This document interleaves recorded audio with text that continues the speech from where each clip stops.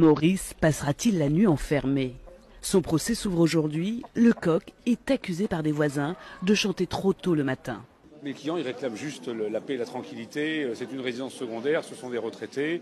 Ils veulent pouvoir dormir jusqu'à une heure normale le matin. Et ils souhaiteraient que le coq en cause soit ne serait-ce que renfermé pendant la nuit, puisque a priori c'est la lumière du jour qui déclenche effectivement le chant du coq. Depuis 2 ans, Corinne Feusseau, la propriétaire du coq, est en conflit avec ses voisins. Le couple, qui possède une maison de vacances, a porté plainte pour nuisance sonore. Une accusation incompréhensible pour elle. On a fait doubler en carton, en épaisseur. À l'extérieur, c'est doublé aussi. Il y a une espèce de paroi épaisse de façon à ce que ça fasse pas de bruit. Et le matin à 8h30, on ouvre la porte et tout le monde sort. Aujourd'hui, au tribunal de Rochefort, Maurice ne sera pas le seul coq présent. D'autres propriétaires ont en effet annoncé faire le déplacement avec leur coq pour le soutenir. À Erquy, joli port de pêche breton. Ici, depuis des mois, un conflit de voisinage plutôt insolite divise les habitants. Une histoire d'odeur de crêpes. C'est ça le déclencheur de tous les problèmes? Ça, c'est de la vapeur d'eau, ça, oui. Donc oui, on pense que c'est ça, pour lui. On reçoit l'été toutes les odeurs et les fumées extraites de leur cuisine. C'est totalement insupportable. Pour l'odeur de la crêpe, on en mange toutes les semaines. Ce sont toutes les odeurs lourdes issues de la cuisine. Parce que dans une galette, vous pouvez cuire des saucisses, des oignons, de la viande, du lard. Patrick, l'ancien propriétaire de cette crêperie, connaît bien le voisin plaignant. J'ai eu quelques soucis parce que les voitures, en roulant sur le gravier, faisaient du bruit. Donc ça incommodait le monsieur. Alors il a porté plainte. Là maintenant, ils les enquiquinent pour les odeurs de crêpes, alors que eux, pour la conciliation, ils ont décidé de faire des travaux. Pendant des mois, ils ont transformé leur restaurant. Là, le système de hotte, on en a pour près de 20 000 euros. Là.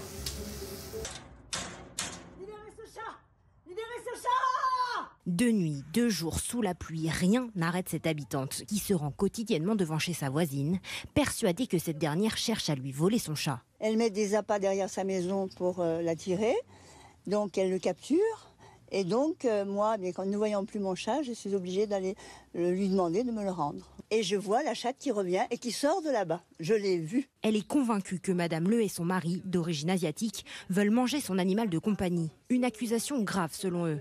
Elle est raciste parce que nous, on est asiatiques. Elle est raciste avec nous. Cela fait 4 ans que cette histoire dure.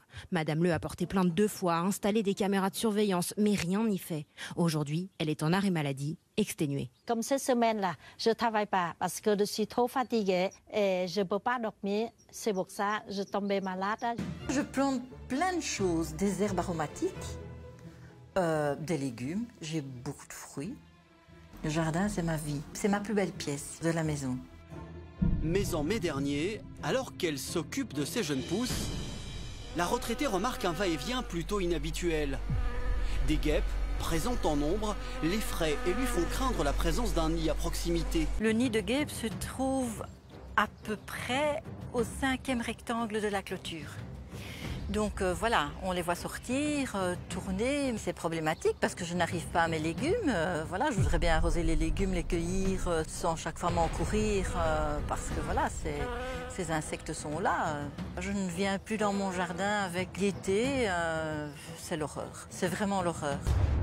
Détruire un nid de guêpes peut pourtant être rapide et coûte entre 60 et 150 €. Mais l'homme ne semble pas déterminé à intervenir. Ce nid de guêpe, est-ce qu'il n'y a pas moyen d'essayer de juste l'enlever et puis comme ça vous êtes tranquille aussi pour vous, hein? J'ai pas tué votre chat. T'as tué mon chat. Rien. Arrêtez! Arrêtez! Arrêtez tout de suite! Arrêtez! Mais vous êtes pas violent, Stéphane!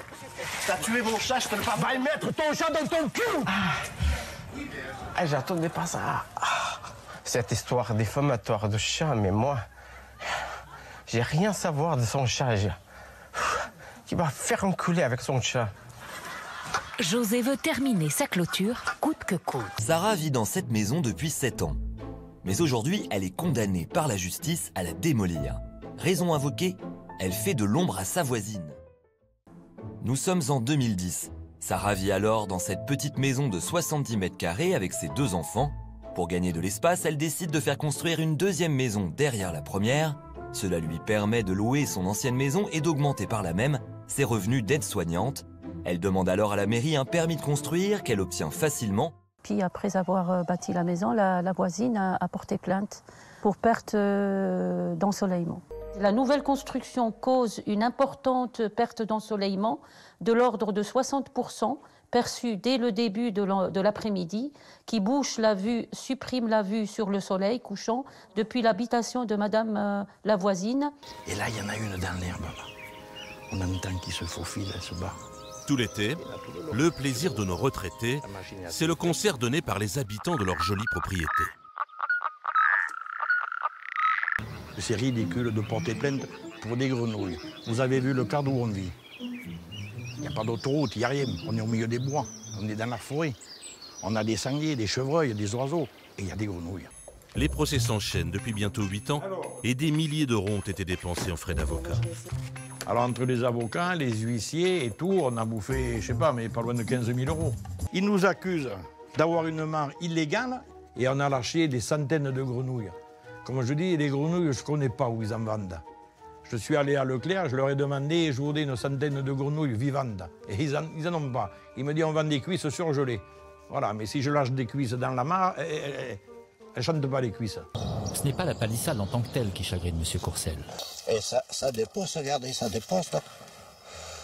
Regardez ça, le bout de fer là. C'est ça qui gêne.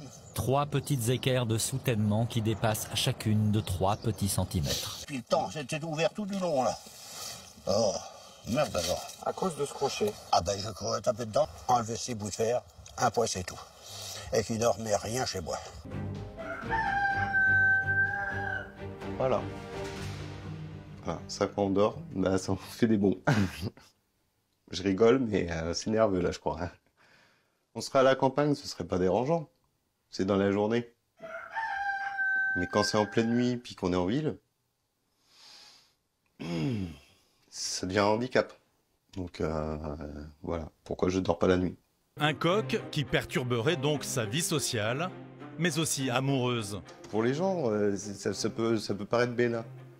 Mais quand on a les chants du coq la nuit, bah déjà on évite d'amener une fille chez soi. Sachant que quand on est célibataire, bah, c'est pas facile. Asma vit en face d'un club de padel depuis 4 ans. Un sport où le bruit est concentré en raison des murs latéraux, ce qui augmente les nuisances. Nuisances que cette niçoise et sa voisine ne supportent plus. Tous les coups, on les entend. Les cris, on les entend. Et vraiment, même à l'intérieur de l'appartement, avec le double vitrage, on les entend. On les entend tout de même. Donc, impossibilité de dormir le matin. Ouais. Forcément.